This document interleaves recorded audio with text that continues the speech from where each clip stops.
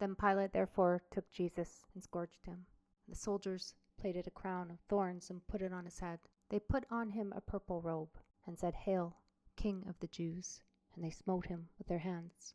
Pilate therefore went forth again, and saith unto them, Behold, I bring him forth to you, that ye may know that I find no fault in him. Then came Jesus forth, wearing the crown of thorns and the purple robe. And Pilate saith unto them, Behold the man! When the chief priests therefore and officers saw him, they cried out, saying, Crucify him! Crucify him! Pilate saith unto them, Take ye him, and crucify him, for I find no fault in him. The Jews answered him, We have a law, and by our law he ought to die, because he made himself the Son of God. When Pilate therefore heard that saying, he was the more afraid, and went again into the judgment hall, and saith unto Jesus, Whence art thou? But Jesus gave him no answer. Then saith Pilate unto him, Speakest thou not unto me? Knowest thou not that I have the power to crucify thee, and have power to release thee? Jesus answered, Thou couldst have no power at all against me, except it were given thee from above. Therefore he that delivered me unto thee hath the greater sin. And from thenceforth Pilate sought to release him. But the Jews cried out, saying, If thou let this man go, thou art not Caesar's friend.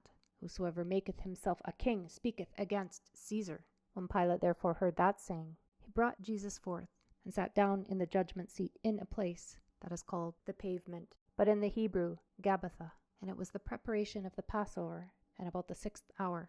And he saith unto the Jews, Behold your king. But they cried out, Away with him! Away with him! Crucify him! Pilate saith unto them, Shall I crucify your king? The chief priests answered, We have no king but Caesar. Then delivered he him therefore unto them to be crucified. And they took Jesus and led him away. And he, bearing his cross, went forth into a place called the place of a skull, which is called in the Hebrew Golgotha, where they crucified him, and 2 other with him, on either side one, and Jesus in the midst. And Pilate wrote a title, and put it on the cross, and the writing was, Jesus of Nazareth, the King of the Jews. This title then read many of the Jews, for the place where Jesus was crucified was nigh to the city, and it was written in Hebrew and Greek and Latin. Then said the chief priests of the Jews to Pilate, Write not the King of the Jews, but that he said, I am the King of the Jews. Pilate answered, What I have written, I have written.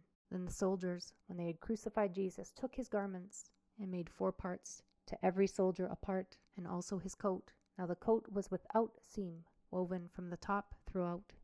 They said therefore among themselves, Let us not rend it, but cast lots for it, whose it shall be, that the scripture might be fulfilled, which saith, They parted my raiment among them, and for my vesture they did cast lots. These things therefore the soldiers did. Now there stood by the cross of Jesus his mother, and his mother's sister, Mary, the wife of Cleopas, and Mary Magdalene. When Jesus therefore saw his mother, and the disciple standing by, whom he loved, he saith unto his mother, Woman, behold thy son. Then saith he to the disciple, Behold thy mother. And from that hour that disciple took her unto his own home. After this, Jesus, knowing that all things were now accomplished, that the scripture might be fulfilled, saith, I thirst. Now there was a set vessel full of vinegar, and they filled a sponge with vinegar, and put upon it hyssop, and put it to his mouth. When Jesus therefore had received the vinegar, he said, It is finished. And he bowed his head, and gave up the ghost. The Jews therefore, because it was the preparation that the bodies should not remain upon the cross on the Sabbath day, for that Sabbath day was an high day, besought Pilate that their legs might be broken, that they might be taken away. Then came soldiers, and brake the legs of the first, and of the other which was crucified with him. But when they came to Jesus, and saw that he was dead already, they brake not his legs. But one of the soldiers with a spear pierced his side, and forthwith came there out blood and water. And he that saw it bare record, and his record is true. And he knoweth that he saith true, that ye might believe. For these things were done, that the scripture should be fulfilled, A bone of him shall not be broken. And again another scripture saith, They shall look on him whom they pierced. And after this Joseph of Arimathea, being a disciple of Jesus, but secretly for fear of the Jews, besought Pilate that he might take away the body of Jesus. And Pilate gave him leave. He came, therefore, and took the body of Jesus. And there came also Nicodemus, which at the first came to Jesus by night, and brought a mixture of myrrh and aloes, about 100 pound weight. Then took they the body of Jesus, and wound it in linen clothes with the spices, as the manner of the Jews is to bury.